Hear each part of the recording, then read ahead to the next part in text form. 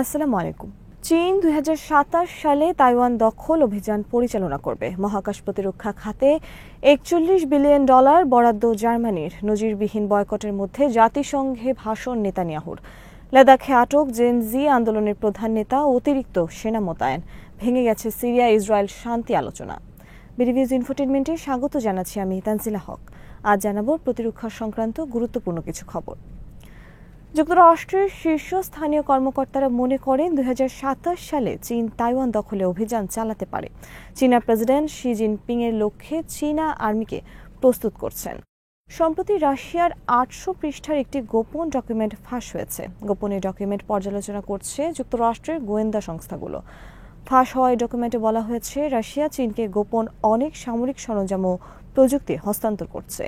Taiwan অভিযানের লক্ষ্যে Russia চীনকে সহায়তা করছে। যুক্তরাষ্ট্রের গোয়েন্দা সংস্থাগুলোর কর্মকর্তাদের বিশ্বাস, নিকট অতীতে বড় কোনো যুদ্ধের অভিজ্ঞতা নেই চীনের, কিন্তু ইউক্রেনের বিরুদ্ধে রাশিয়ান আর্মি রয়েছে বড় ধরনের যুদ্ধ অভিজ্ঞতা। এই অভিজ্ঞতা রাশিয়া শেয়ার করবে চীনের কাছে।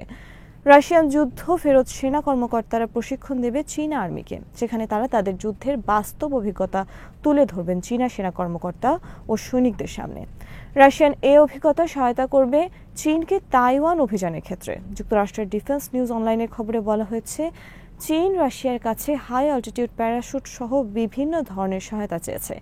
১৯৪৯ সালে চীনা বিপ্লবের পর জাতীয়তাবাদীরা পালিয়ে আশ্রয় নেয় তাইওয়ান দ্বীপে। সেই থেকে তাইওয়ান আলাদা, কিন্তু চীন তাইওয়ানকে নিজেদের বলে দাবি করে আসছে। চীন বলেছে, তাইওয়ান যদি স্বেচ্ছায় চীনের সাথে যোগ না দেয়, তাহলে আজ হোক কাল হোক চীন তাইওয়ান দখল করবে।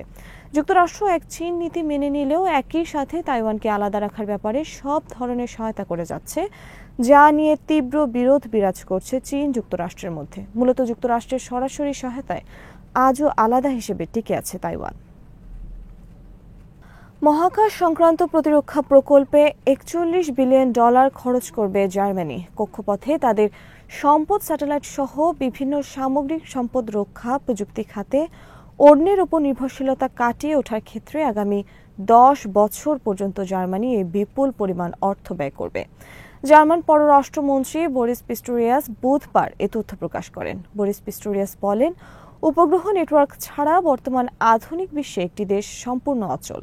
ইউক্রেন আক্রমণের আগে রাশিয়া ভিসাস্যাট স্যাটেলাইট নেটওয়ার্ক ধ্বংস করে দেয়, ফলে বন্ধ হয়ে যায় জার্মানির ৬,০০০ টারবাইন। বর্তমানে কোনো একটি দেশকে সম্পূর্ণ অকার্যকর করে দেওয়া সম্ভব স্যাটেলাইট আক্রমণের মাধ্যমে।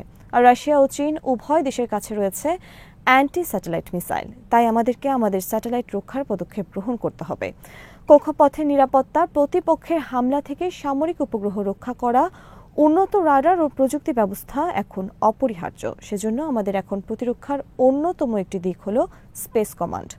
১৯৬৭ সালে বিশ্বের ১১৭টি দেশ চুক্তি করে কক্ষপথে কোনো ব্যাপক বিধ্বংসী অস্ত্র মোতায়েন না করার এবং মহাকাশকে কেবল শান্তিপূর্ণ উপায়ে ব্যবহার বিষয়, কিন্তু বর্তমানে প্রায় অকার্যকর হয়ে গেছে এ চুক্তি। যুক্তরাষ্ট্র, রাশিয়া, চীনের হাতে এখন এমন সব শক্তিশালী ব্যালিস্টিক মিসাইল রয়েছে যা ব্যাপক বিধ্বংসী বোমাসহ কক্ষপথে অবস্থান করতে পারে এবং কক্ষপথ থেকে আক্রমণ পরিচালনা করতে সক্ষম। আর কক্ষপথ থেকে ছুটে আসা মিসাইল প্রতিহত করা প্রায় অসম্ভব। অপরদিকে রাশিয়া ও চীনের অ্যান্টি স্যাটেলাইট মিসাইলের কারণে উদ্বিগ্ন যুক্তরাষ্ট্র সহ বিশ্বের অনেক দেশ, কারণ রাশিয়া ও চীন তাদের মিসাইলের সাহায্যে ধ্বংস করতে সক্ষম দূর আকাশের স্যাটেলাইট। বর্তমানে যুক্তরাষ্ট্র সহ বিভিন্ন দেশের কয়েক হাজার সামরিক স্যাটেলাইট রয়েছে মহাকাশে। যুক্তরাষ্ট্রের space force commander lieutenant general Douglas CS বুধবার ম্যারিল্যান্ডে এক সম্মেলনে বলেছেন, মহাকাশে আমাদের প্রধান হুমকি এখন চীন। প্রতিদিন না হলেও প্রতি মাসে তারা এক্ষেত্রে বিস্ময়কর অগ্রগতি অর্জন করছে।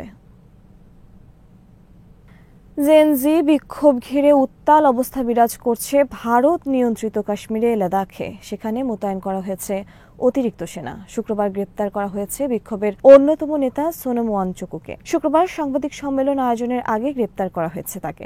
২০১৯ সাল থেকে কাশ্মীরের লাদাখে আন্দোলন বিক্ষোভ চলছে ভারতের কেন্দ্রীয় শাসনের বিরুদ্ধে। ২০১৯ সালে বিজেপি সরকার কাশ্মীরের বিশেষ রাজ্যের মর্যাদা বাতিল করে সেখানে কেন্দ্রীয় শাসন জারি করে।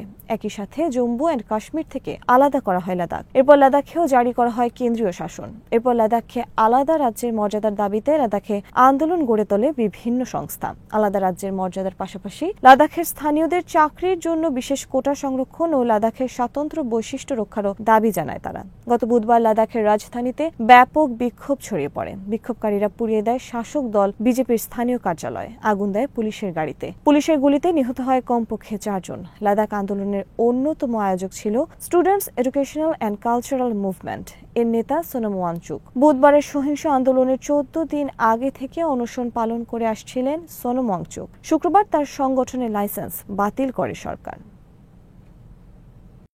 সিরিয়া ইসরায়েল শান্তি আলোচনা ভেঙে গেছে। সিরিয়ায় ইসরায়েলি আক্রমণ বন্ধে সিরিয়ার নতুন সরকার ইসরায়েলের সাথে নিরাপত্তা চুক্তি করতে চেয়েছিল। সিরিয়ার ইসরায়েলের আক্রমণ বন্ধের শর্ত হিসেবে সিরিয়া ইসরায়েল সীমান্তে সমস্ত সামরিক কার্যক্রম বন্ধ রাখতে সক্ষম হয়েছিল, কিন্তু ইসরায়েলের নতুন শর্তের কারণে শেষ পর্যন্ত ভেঙে যায় আলোচনা। ইসরায়েল শর্ত দেয় পশ্চিম জেরুজালেমে তাদেরকে একটি করিডর স্থাপন করতে দিতে হবে। পশ্চিম জেরুজালেম সুওয়াইদাহ এলাকায় বাস করে দ্রুজ সম্প্রদায়। সেখানে রয়েছে ইসরায়েলপন্থী 1,20,000 দ্রুজ।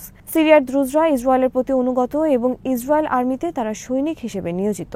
ইসরায়েল শর্ত দেয় দ্রুজ সম্প্রদায়কে রক্ষায় তারা সেখানে সিরিয়ার বিরুদ্ধে সামরিক হামলা চালাতে পারবে, কিন্তু সিরিয়া একে তাদের স্বাধীনতার সার্বভৌমত্বের লঙ্ঘন আখ্যায়িত করে ইসরায়েলের সাথে আলোচনা ভেঙে দিয়েছে।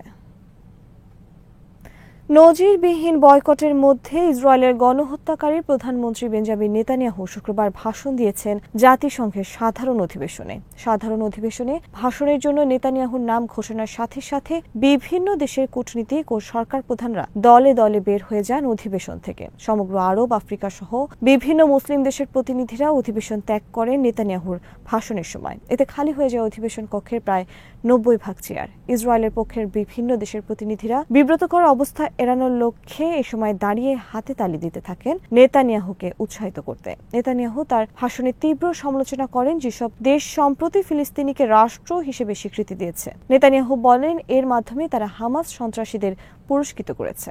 নেতানিয়াহু বলেন পশ্চিমা বিভিন্ন দেশ গণমাধ্যমের পক্ষপাতমূলক খবরের শিকার হয়ে হামাসের পক্ষ নিয়েছে। পশ্চিমা বিভিন্ন দেশের সব সমালোচনা উপেক্ষা করে নেতানিয়াহু বলেন গাজায় আমাদের উদ্দেশ্য সফল না হওয়া পর্যন্ত আমরা থামব না। হামাসকে সম্পূর্ণ নির্মূল না করা পর্যন্ত আমাদের অভিযান চলবে।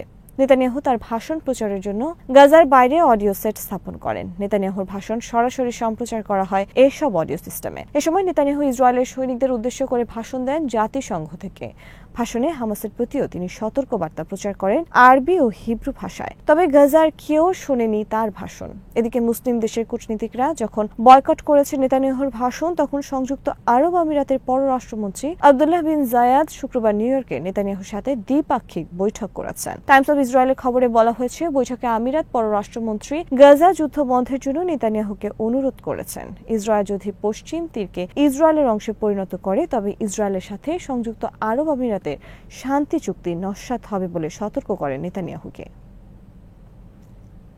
আজ এখানে শেষ করছি। সমরাস্ত্র, প্রতিরক্ষা ও কূটনীতির নানা তথ্য জানতে চোখ রাখুন বিডিভিউজ ইনফোটেনমেন্টে। চ্যানেলটি ভালো লাগলে সাবস্ক্রাইব করুন। সংযুক্ত থাকুন আমাদের ফেসবুক পেজে। আল্লাহ হাফেজ।